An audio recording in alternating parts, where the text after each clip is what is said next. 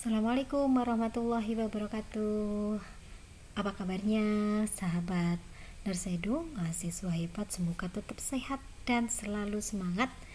Oke, kita lanjutkan. Pada kesempatan kali ini kita akan mempelajari tentang sistem rujukan di dalam sistem pelayanan kesehatan. Jadi ini masih ada rangkaiannya dengan pertemuan kita yang di part pertama tentang Sitziankes. Jadi kita lebih masuk kemudian menjelaskan tentang bagaimana sistem rujukan dalam pelayanan kesehatan. Oke, apa saja yang akan kita bahas pada pertemuan kali ini?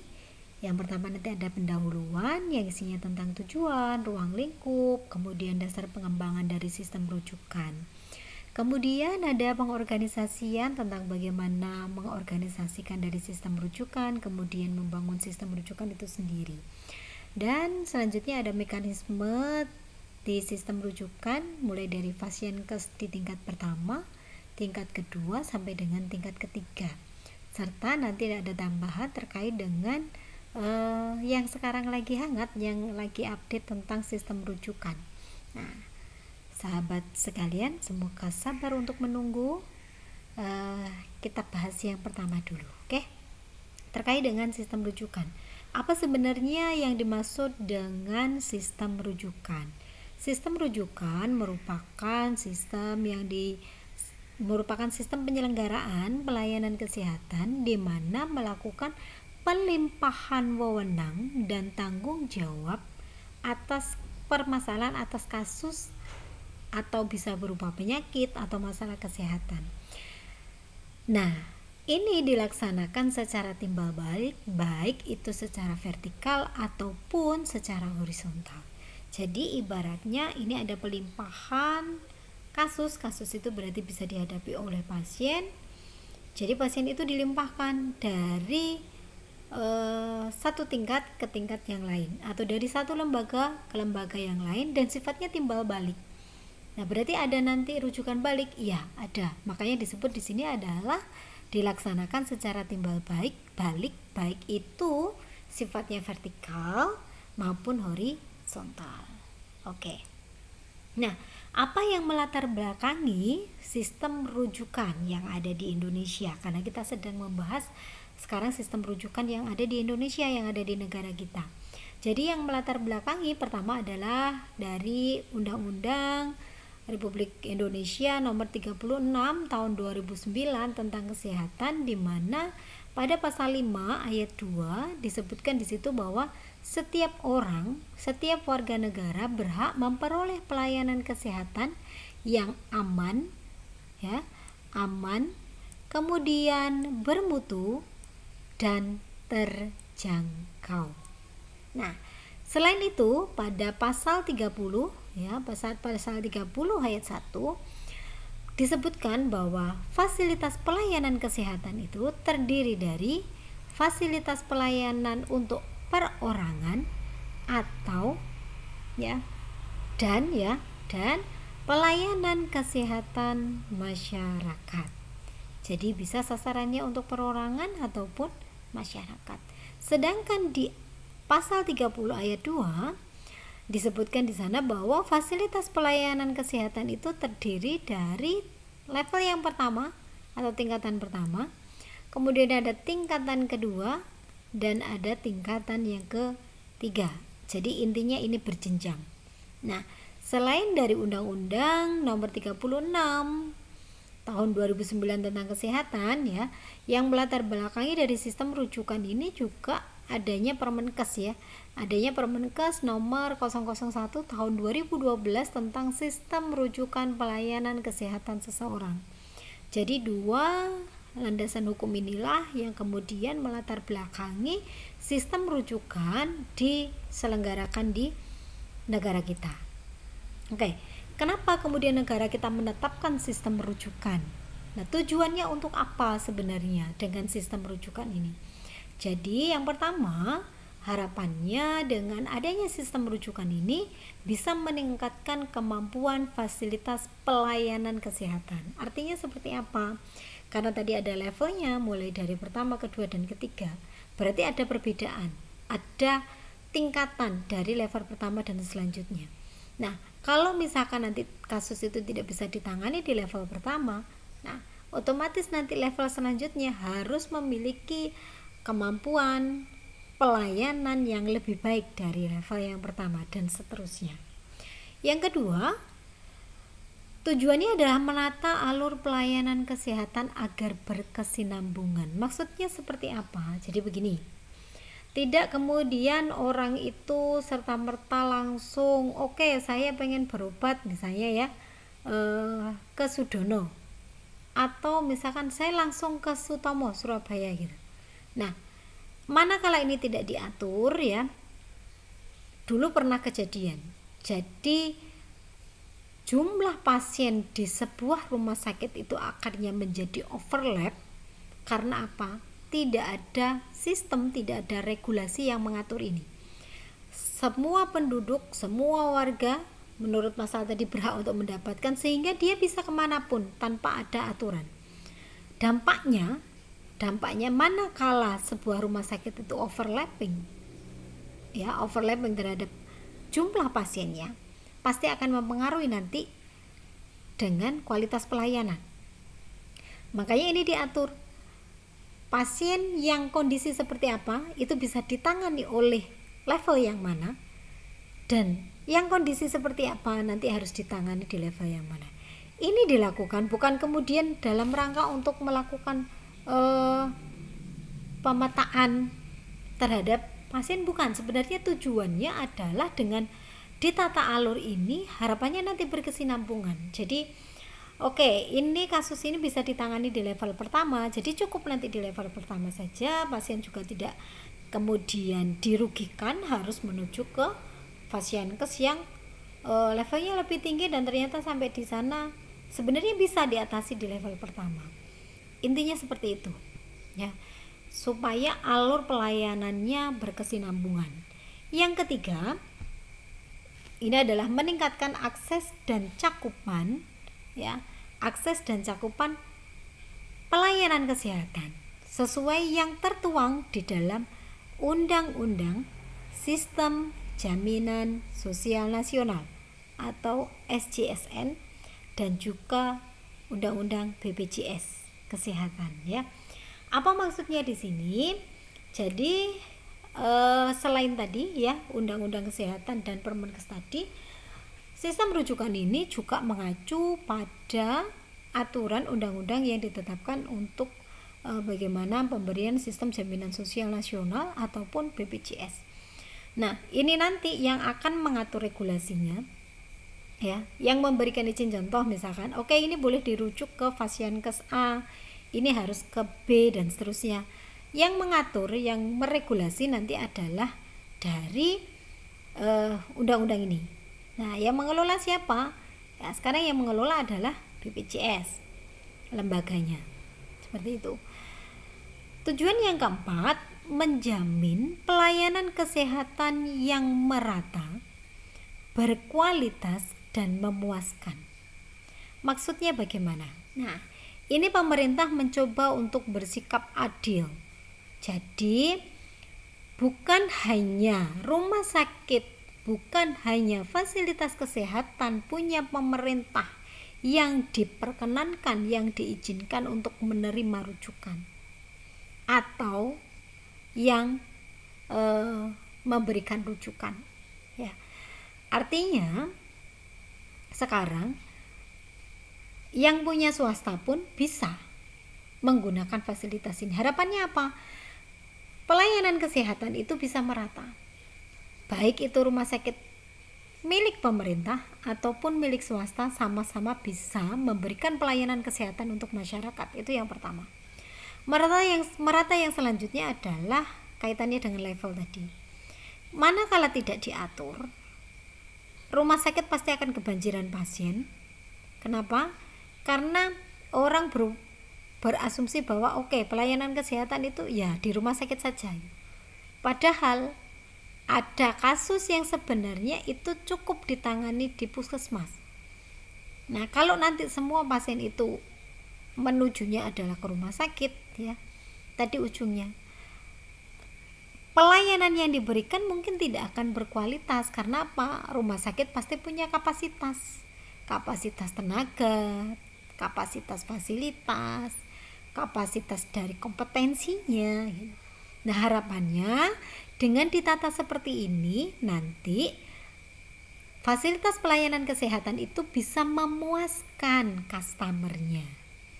Kenapa? Karena diatur. Nah, itu tadi ya.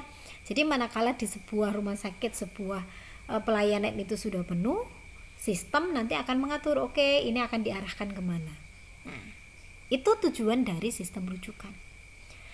Kemudian tujuan yang kelima, ini memberikan kepastian hukum bagi fasilitas pelayanan kesehatan untuk memberikan pelayanan yang bermutu. Karena ada sanksi manakala nanti ada komplain dari customer, dari pengguna terhadap fasilitas pelayanan kesehatan apabila tidak bisa memberikan pelayanan yang berkualitas. Oke. Nah, ruang lingkupnya apa yang untuk rujukan ini? Jadi rujukan itu tidak hanya pasien saja, tetapi juga bisa rujukan material. Dalam hal ini adalah spesimen, contohnya merujuk hasil pemeriksaan itu ya. Contoh pada kasus yang pandemi COVID kemarin, jadi yang dirujuk itu adalah sampel dari ini yang diambil dahaknya saya ya. Nah, karena di rumah sakit A tidak bisa, kemudian dia harus dirujuk. Atau misalnya tidak hanya itu ya, jadi kasusnya contohnya banyak, nanti bisa hasil pemeriksaan laboratorium yang sekiranya memang tidak bisa dilaksanakan di situ, sampelnya bisa kemudian dirujuk ke fasilitas pelayanan kesehatan yang levelnya lebih tinggi lagi. Selanjutnya adalah rujukan dokumen. Mungkinkah? Mungkin ya. Jadi pada saat ini adalah intinya nanti konsultasi dari sejawat di level tingkat pertama mungkin dikonsulkan ke tingkat kedua, seperti itu bisa saja, itu adalah rujukan dokumen. Jadi berkas-berkas pemeriksaan yang kemudian ini dikonsultasikan. Yang keempat adalah rujukan SDM dan teknologi. Maksudnya seperti apa? Pada saat merujuk, yang datang saya yakin tidak hanya pasiennya, pasti akan ada pendamping. Siapakah pendampingnya? Jelas tenaga kesehatan di sini adalah perawat. Siapakah yang mengantarnya? Adalah driver ambulannya. Nah, SDM yang merujuk ini juga nanti harus disiapkan sehingga yang dirujuk itu tidak hanya pasiennya tetapi SDM-nya juga.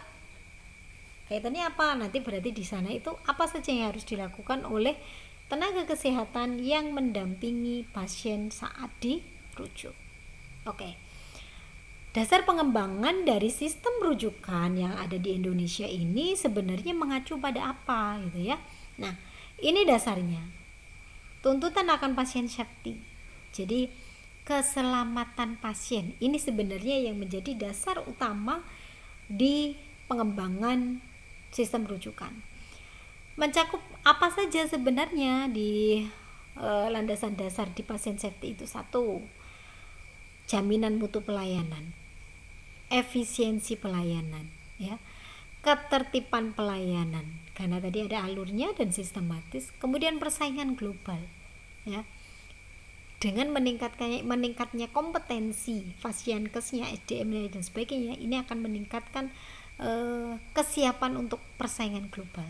Kemudian keadilan, semua fasilitas pelayanan kesehatan berhak untuk menjadi tempat rujukan. Dan yang terakhir, ini adalah wujud implementasi dari sistem kesehatan nasional. Oke. Nah, bagaimana cara mengorganisasi dari sistem rujukan ya? Jadi sistem rujukan itu bisa rujukan yang emergensi, bisa rujukan yang konvensional.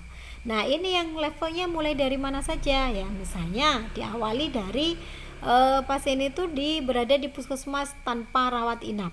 Nah, selanjutnya nanti rujukannya kemana arahnya? Boleh kemudian dia di rumah sakit tipe D atau D Pratama atau kemudian puskesmas yang memiliki rawat inap. Nah, apabila pasien berada di sini, boleh kemudian rujukannya adalah ke rumah sakit tipe C atau tingkat kabupaten atau kota. Setelah itu, level berikutnya adalah rumah sakit tipe B atau tipe C. Kemudian bisa juga yang di tingkat regional atau kabupaten atau kota. Level selanjutnya adalah rumah sakit tipe B, ya. Terus kemudian bisa ke rumah sakit tipe A, ya. Jadi kalau yang ini bisa ke sini, ya. Dari rumah sakit tipe B atau C itu bisa ke rumah sakit tipe B atau langsung ke rumah sakit tingkat atau kelas A, ya. Nah, dari sini juga bisa juga langsung ke rumah sakit tipe A atau B, bisa tingkatnya adalah regional atau provinsi. Nah, ini untuk pengorganisasian dari sistem rujukan. Nah, alurnya atau mekanismenya sebenarnya seperti apa untuk sistem rujukan ini? Berdasarkan buku pedoman untuk sistem rujukan yang dikeluarkan oleh Kementerian Kesehatan, di situ tercantumkan bahwa jenjang rujukan itu bisa dari Fasienkes tingkat pertama sesuai dengan yang ada di ayat 2 pasal 2 dan 3, ya. Kemudian ada Fasienkes tingkat 2 di ayat 2 pasal keempat. Kemudian ada Fasienkes tingkat 3 ayat 2 pasal 5. Nah, pada tingkat pertama, apa yang dimaksud dengan Fasienkes tingkat pertama merupakan fasilitas pelayanan yang mampu memberikan pelayanan kesehatan perseorangan atau medis di tingkat pertama, dilaksanakan oleh dokter atau dokter gigi, dan khusus untuk pelayanan maternal dan neonatal, psikologis, dan kondisi tertentu ditolong oleh bidan. Nah, manakah yang disebut sebagai fasilitas tingkat pertama? Yang pertama adalah klinik di puskes, ya. Artinya apa? Puskesmas atau pustu, misalnya seperti itu, ya. Kemudian bisa di klinik pratama, entah itu punya pemerintah ataupun punya swasta, sama posisinya. Kemudian praktek perseorangan dokter atau dokter gigi, itu berarti masuk vaskes pertamanya. Kemudian rumah sakit pratama. Nah, ada 4 ini yang disebut sebagai vaskes pertama. Fasilitas ini atau kegiatan ini nanti akan dimonitor, akan dikendalikan oleh siapa?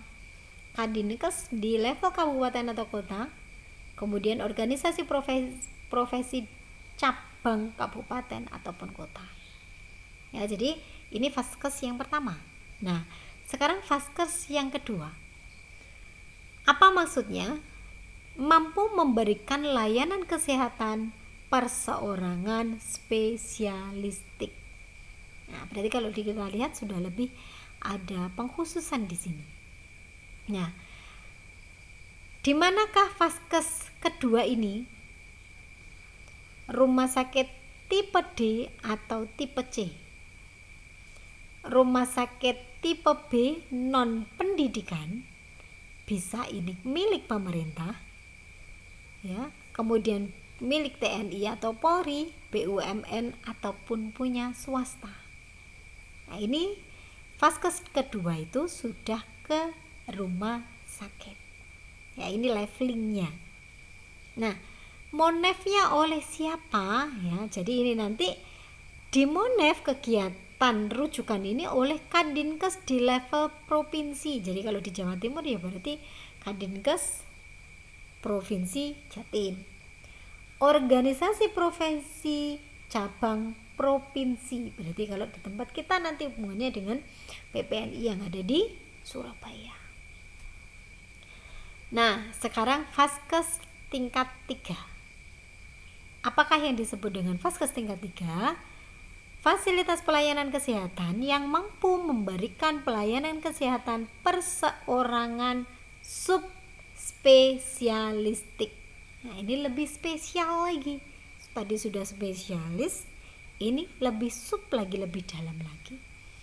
Nah, di manakah Vaskes tingkat 3 ini? Yang pertama adalah rumah sakit B, pendidikan, atau rumah sakit A yang letaknya ada di provinsi.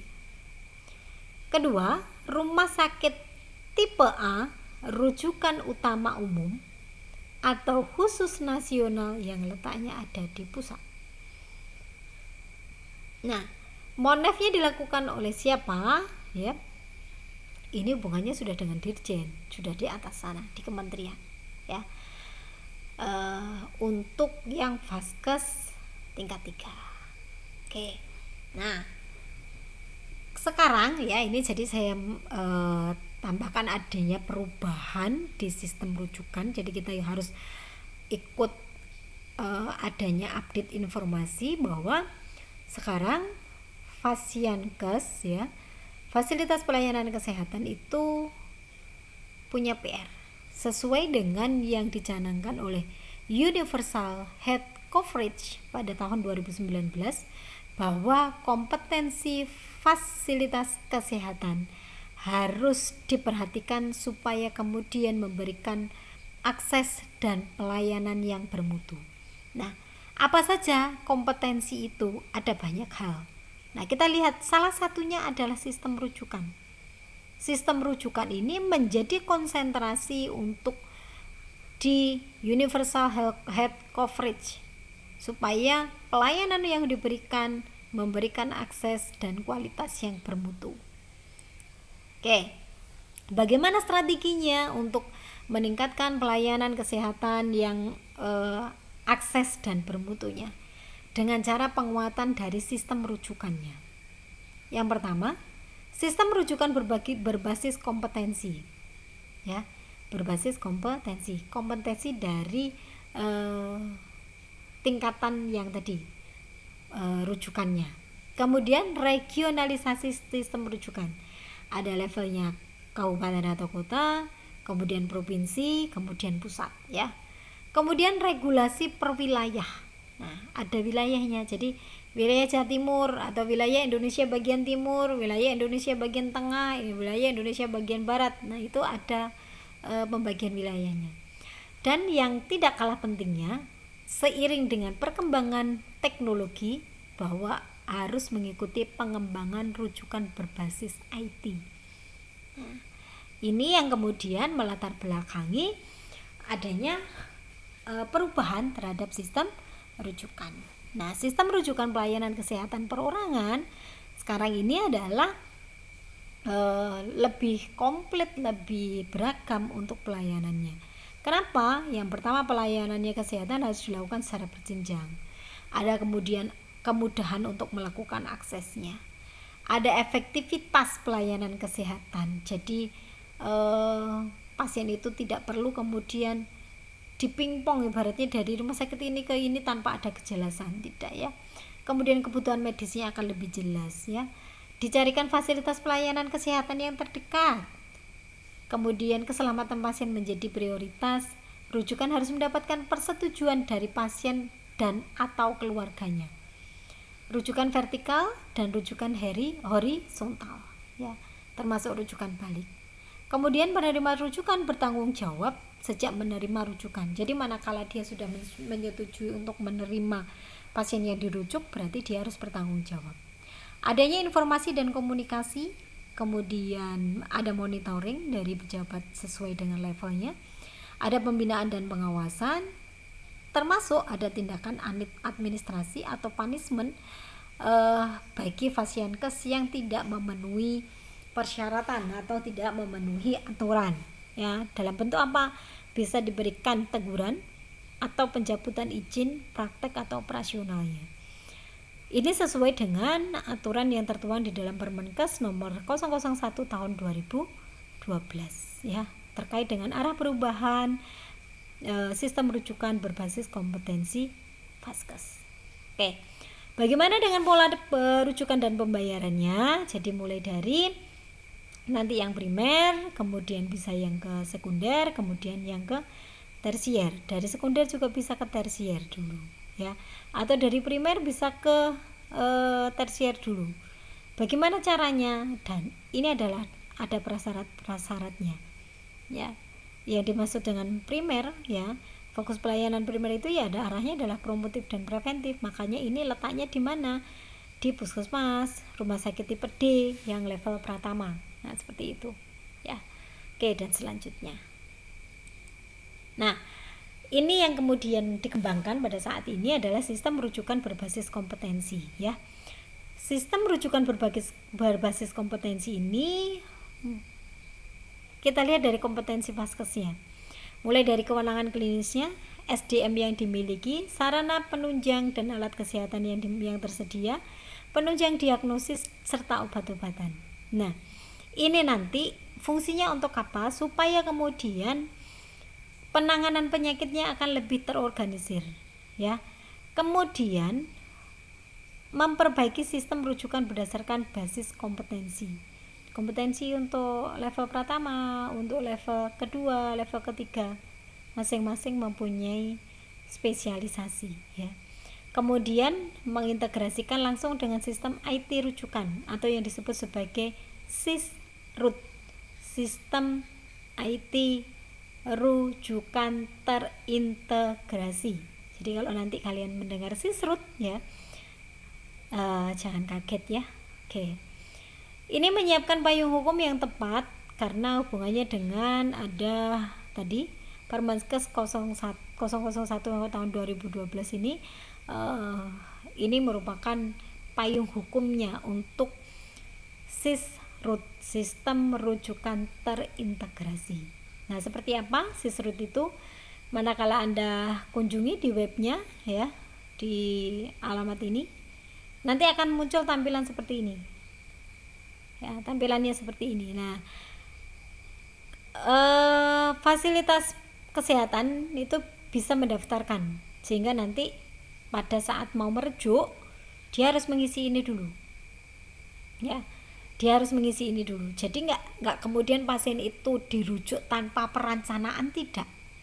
Kalau dari awal itu sudah ada komunikasi dari vaskes pertama ke kedua dan seterusnya, pasien tidak akan ditelantarkan. Kenapa? Dari awal, kita sudah memastikan bahwa tempat yang akan kita tuju itu tersedia. Mulai dari apa? Tempat tidurnya, dokter yang merawat, alat yang dibutuhkan, obat-obatan yang akan diberikan, tenaga kesehatan yang akan memberikan perawatan. Itu sudah bisa dipastikan, ya. Terus kemudian informasi tentang status kesehatan pasien itu juga akan terinformasikan di aplikasi ini. Sehingga nanti yang mengantarkan harus melaporkan kondisi pasiennya dan seterusnya. Yang akan menerima, yang akan bertanggung jawab, dia sudah melihat dulu dari laporan ini bagaimana kondisi pasien yang akan diterima. Sehingga yang akan menerima rujukan juga bisa menyiapkan sebelum pasien itu datang. Harapannya seperti itu. Jadi tidak ada ceritanya pasien itu dirujuk tanpa ada konfirmasi. Sampai di sana ternyata bednya penuh, dokternya sedang tidak ada. Oh, alat itu ternyata di sini nggak ada. Pasiennya kemudian harus pindah lagi ke rumah sakit yang lain. Tadi yang saya sebut, pasiennya sudah sakit, dipingpong lagi, akhirnya menjadi tersakiti. Jadi dengan aplikasi SISRUT ini merupakan solusi dari permasalahan yang dihadapi oleh pasien tadi. Dasar hukumnya apa? Dari surat edaran penggunaan SISRUT secara nasional, ya. Ini sudah dimulai dari inisiasinya surat Dirjen Pelayanan Kesehatan yang terkait dengan implementasi sistem rujukan terintegrasi tertanggal 20 Desember tahun 2016. Kemudian didukung juga dengan ini terkait dengan edaran, ya, di tanggal 19 September 2017 tentang sistem informasi rujukan melalui sistem rujukan terintegrasi atau SISRUT Kemenkes. Ya, harapannya dengan fasilitas pelayanan kesehatan untuk memberikan pelayanan publik yang lebih baik. Nah, yang ketiga, ini di tanggal 10 Desember tahun 2018 terkait dengan surat edaran dari Dirjen Pelayanan Kesehatan tentang permohonan penggunaan SISRUT. Jadi Vaskes wajib menggunakan ini sekarang ya, dan sudah ada BIMTEK-nya kaitannya. Nah, harapannya dengan digitalisasi Sisrut ini nanti ini akan terintegrasi dengan fasilitas yang lain, contohnya rumah sakit online dan ASPAK ya yang versi terbaru, medical record atau resum medis yang tadi saya sampaikan. Jadi bisa melihat sejauh mana perkembangan penyakitnya pasien, sudah dilakukan tindakan apa saja, kemudian rekomendasinya seperti apa gitu ya. Kemudian Siruli Kontes maksudnya apa? Sistem rujuk balik komprehensif dan terpadu. Sehingga nanti misalnya pasien itu sudah dirujuk dari rumah sakit, misalnya dari rumah sakit Harjono di Ponorogo gitu ya, kemudian dirujuk ke rumah sakit Dr. Sutomo Surabaya. Nah nanti harapannya kalau pasien itu kemudian sudah diperkenankan untuk menjalani perawat, kondisinya sudah stabil maksudnya mungkin ya, kemudian menjalani perawatan lanjutan, nanti ada sistem rujuk balik komprehensif ini. Jadi rumah sakit Dr. Sutomo ya tadi memberikan Siruli Kontes kepada rumah sakit yang merujuk awalnya, itu adalah sistem rujuk balik. Kemudian ada sistem pelayanan gawat darurat terpadu atau NCC 119, kemudian rujukan prahospital, ada Siranap ya, sistem rawat inap, sistem rawat jalan, dan SIRS online. Kemudian ada tracking dari ambulans, kemudian ada komunikasi rujukan. Ini komplitnya ya aplikasi Sisrut, dia bisa terintegrasi dengan berbagai macam aplikasi sehingga sangat memudahkan. Oke. Demikian yang bisa kami informasikan terkait dengan sistem rujukan. Semoga sedikit informasi yang kami sampaikan tadi bisa membuka wacana mahasiswa super sekalian supaya kemudian lebih melek, lebih paham tentang sistem rujukan, terutama Sisrut, sistem rujukan terintegrasi. Oke, salam sehat, tetap semangat, mahasiswa hebat. Wabillahi taufik wal hidayah. Assalamualaikum warahmatullahi wabarakatuh.